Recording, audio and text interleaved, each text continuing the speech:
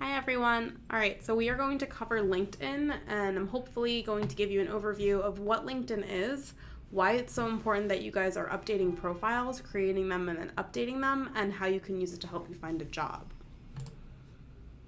All right, so let's start off with some fun facts about LinkedIn. There are over 500 million registered members, over 300 million companies, and at least 94% of recruiters are using LinkedIn to vet candidates.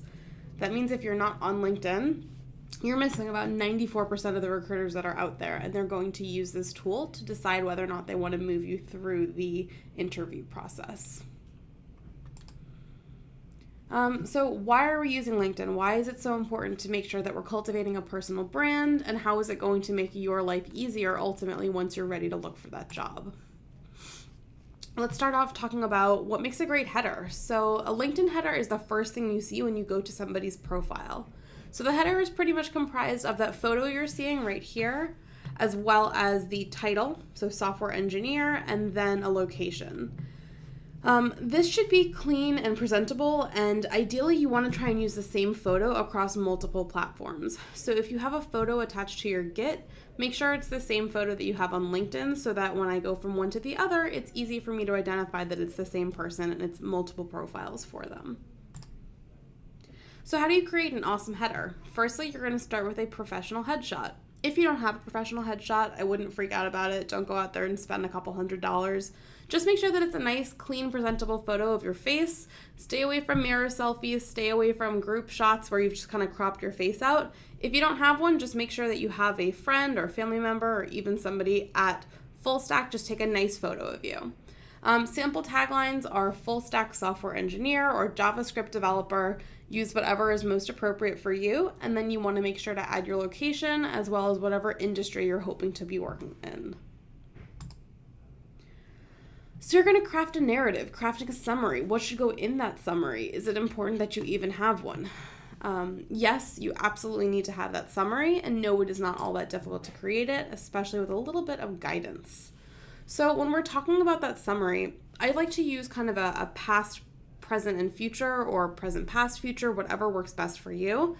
Kind of just have something that helps you explain who you are. If you were at a meetup and you met me and you came up to shake my hand, what would I know about you right off the bat? It's kind of a digital version of an elevator pitch that you might deliver.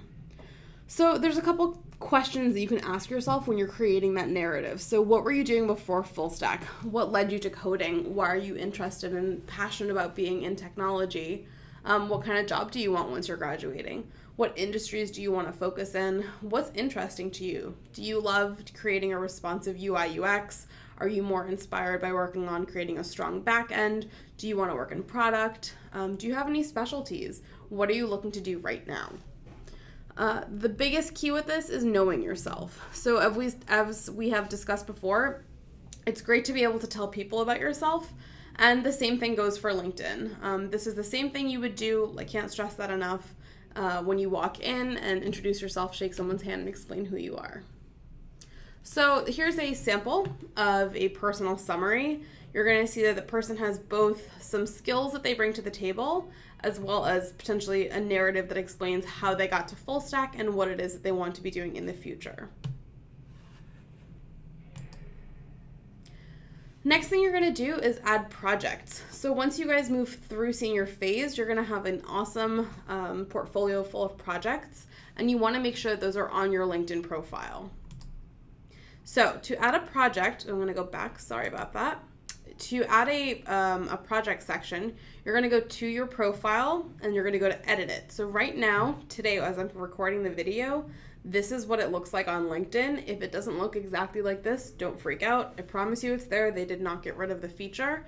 Just make sure you're looking for a new profile section, and then you'll see projects. Right now, it's over here on the right-hand side. Okay, once you click on this arrow, on that plus arrow, it's going to take you to a screen that looks very similar to this. So you're going to make sure to put in everything that's starred. So you're going to go with project name, the dates, yourself, what the project URL is, so please link the Git here, as well as a description. I'll show you in just 1 second what a great example looks like, but I want it to be really clear that you know what the project is about and someone can walk away with a decent understanding of what it is that you created. One thing I do want to make careful mention of is adding another contributor. So very few projects that you're working on are really done entirely by you. So if you have teammates, you want to make sure to add them here as well, and we'll talk later on about why that's extra important. But this is a great sample of what you can be putting together. So you see we've got the project name, we have the date, we have a nice description, as well as the team members included in creating that project. So adding your skills, what are some skills that you're confident in and that should be on your LinkedIn? Well, these are all the awesome tech skills that you've been learning during junior phase and also moving into senior phase. So add those tech skills, and you want to prioritize what's relevant and then ensure that you have everything that you've used, all the different components of your tech stack from all your projects. This is what that looks like. So these are the skills that this person has added. And you can see that we're jumping the gun a bit, but we'll kind of touch on it now. You can see that 16 people have endorsed this person in terms of their JavaScript knowledge, 15 people have endorsed the person for their HTML skills, and so on and so forth. Ultimately, you want to make sure that your strongest skills are at the top and those which you've more so dabbled in are lower on the bottom. Endorse each other. Endorsing someone on LinkedIn is a really easy way, it's quite literally one click of a button, to let a network know that this person is an expert in that skill and that you can vouch for the fact that they've used it before. People who can endorse you are your classmates, your teammates, staff, instructors, fellows, maybe even people that you've worked with on open source work or outside of full stack. Alrighty, number 6, recommend each other. This one is playing back to the piece where I asked you to ensure that you included all the contributors or team members on a project. It's because I want you guys to be writing recommendations for each other. This differs from an endorsement because it's an actual narrative. So if I worked with William on a project and he was absolutely awesome at XYZ, I want to write that and be able to talk about that so that somebody who comes to his page knows that he is great at XYZ. It gives a little bit more insight into the credibility of their skills. So here you can see a really good example, very thorough, speaks kindly and positively about the teammate, and kind of gives me a clearer idea of what that person might be like to work with. So try to think of who you could ask to recommend you. Is there anyone in mind that you had a great experience working with? Instructors and teammates, absolutely. They know how phenomenal of a developer you are.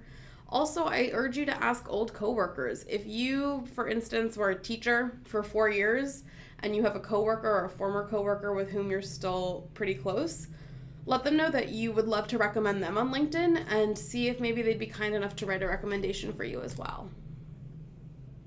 Join the right groups on LinkedIn. This one is super elemental and very, very critical because it's going to help you hone in on your job search and make it less confusing and overwhelming. Oh boy. There we go. I got a couple of these. I'm not certain why the images aren't showing up, but that's fine. I will talk you guys through it. What you're seeing here is actually what it looks like right now to add groups. If it doesn't look like this on LinkedIn, again, they like to change their interface quite often, so you may not see this exact drop down, but groups are not going away from LinkedIn anytime soon. This is one group, so the JavaScript discussion and jobs. That's going to have some really good insight for you guys. The AngularJS developers, and then also the JavaScript groups. Those are just a few examples of what might work for you. One recommendation to find groups that you might like, take a look at the Full Stack alumni and see what groups they belong to, because it's probably a good idea for you to be joining some of those. All right, ask for help. It's as simple as that. Let people know that you are entering the field, that you're looking for new opportunities, and see if they're not responsive to it. No harm in asking for it. Follow companies. So this one's a really great thing you can do to express your enthusiasm for a company and let them know that they are already on your radar. So you'll see that recruiters look at software developers that follow their company on LinkedIn and they reach out to them. I recommend that if you have a company that you really love or a product that you're super passionate about, make sure you're following them on LinkedIn as well as other social media so that the recruiters can easily find you. Connect. So that's what LinkedIn is all about, right? It's creating those connections. Connect with employers, connect with full stack alumni. Send them a message, let them know maybe what cohort you're from, and tell them that you're excited to be entering the field. Full stack staff, college alumni, and old coworkers again. You never know who's going to have that opportunity they can share with you. Alrighty, number 11. When you're setting up your profile, you want to make sure that you edit your LinkedIn URL. So this is the actual URL for your particular LinkedIn portfolio. Or I'm sorry, your LinkedIn profile. This right now looks like this. So you go to add new profile section. Right now, today as I'm creating the video, this is where the option is to customize the URL. If it's not there, keep digging. I promise they haven't done away with it. This is super important because when you create your profile, it's going to generate a link, a unique link to your profile that has a random string of characters. You want to get away from that random string and create some profile URL that is a version of your name. So you'll see here that Jaren was able to use her first and last name. If that's not possible and it's already taken, just add a few numbers to the end of it. Alrighty. This is perhaps the most important piece of allowing recruiters to see that you are ready to work with them.